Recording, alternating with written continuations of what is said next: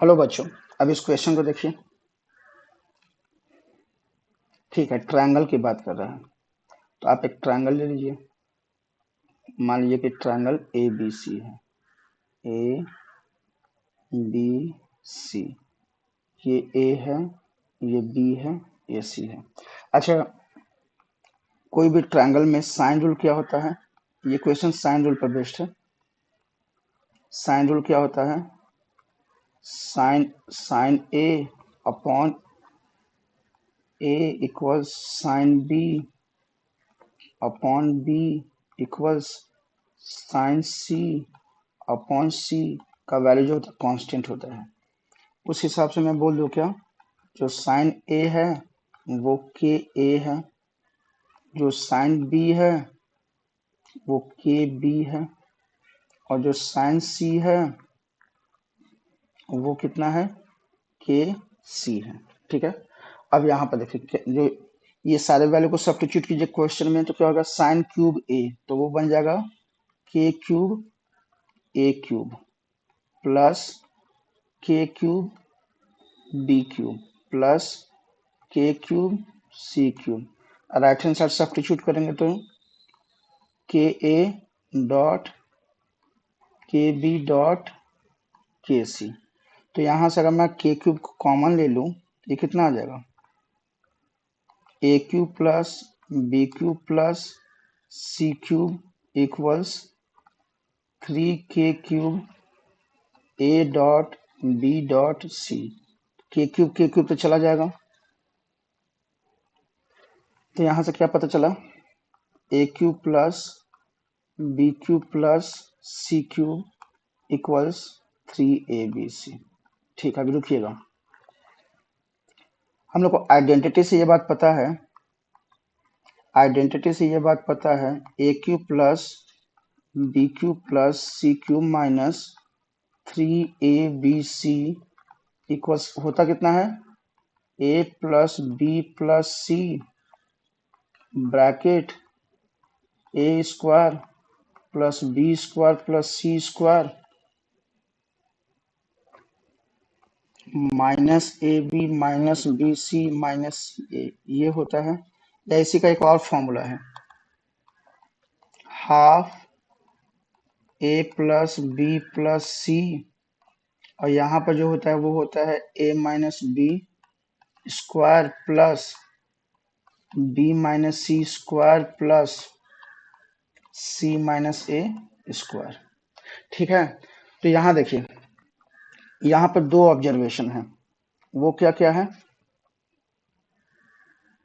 दो ऑब्जर्वेशन ये है कि अगर a plus B plus C equals 0 हो जाए, उस केस में A cube plus B cube plus C cube का वैल्यू 3abc के इक्वल होता है। और दूसरा ये है कि अगर a का वैल्यू, b का वैल्यू, c का वैल्यू तीनों इक्वल हो जाए, उस केस में भी A cube plus B cube plus C cube का जो वैल्यू होता है 3abc होता है। अब यहाँ देखिए मेरे पास आया क्या है, A cube plus B cube plus C cube equals 3abc।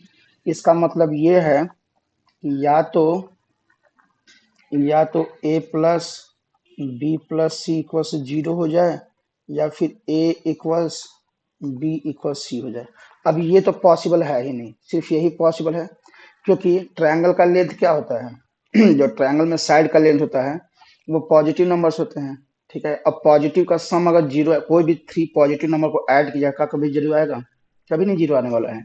इसका मतलब ये है कि तभी पॉसिबल है, एक ये जो लिखा हुआ है, ये जो लिखा हुआ है A cube plus B cube plus C cube equals 3abc, ये तभी पॉसिबल है जब ए बी सी तीनों का तीनों इक्वल हो जाए। ठीक है, आते हैं वो वापस से क्वेश्चन में।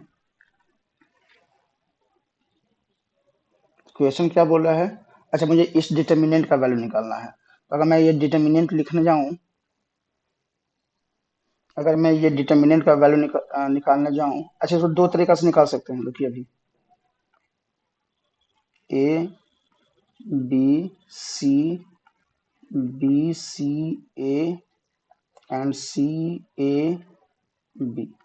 सबसे बड़ी बात है कि अभी हम लोगों ने निकाला कि ए इक्वल्स बी इक्वल्स 3, मतलब इक्विलैटरल ट्रायंगल है, तीनों साइड इक्वल है तो इक्विलैटरल ट्रायंगल, तो ये डिटर्मिनेंट क्या हो जाएगा, ए ए ए ए ए ए ए ए ए। मुझे पता है कि डिटर्मिनेंट में कोई भी दो रो या दो कॉलम के एलिमेंट अगर सारे सेम हो जाए तो डिटर्मिनेंट वैल्यू 0 होता है। यहाँ देखिए ए ए ए ए ए ए ए ए ए, इसमें तो तीनों का तीनों जो रो के एलिमेंट है या कॉलम के एलिमेंट है सब सेम है, यानी इस डिटर्मिनेंट का वैल्यू कितना हो जाएगा, 0 हो जाएगा। या फिर इसको एक्सपेंड मत करने चले जाइएगा, एक्सपेंड करने जाइएगा तो काफी लंबा पड़ जाएगा। अगर अच्छा ये सर्कुलर डिटर्मिनेंट है, तो नहीं याद है तो याद ही कर लीजिए, सबसे बेस्ट है। इसको जब एक्सपेंड करेंगे, अच्छा कैसे याद रखना है, ए सी बी ऐसा रहेगा, ए सी बी, यहाँ से ऐसे जाना है एंटी क्लॉकवाइज वो भी ए सी बी, और यहाँ से जाना क्लॉकवाइज वो भी ए सी बी, तो इसको बोलते हैं सर्कुलर डिटर्मिनेंट। ठीक है, सर्कुलर डिटर्मिनेंट जब इसको ओपन करते हैं तो इसका आंसर आता है minus A cube plus B cube plus C cube minus 3ab।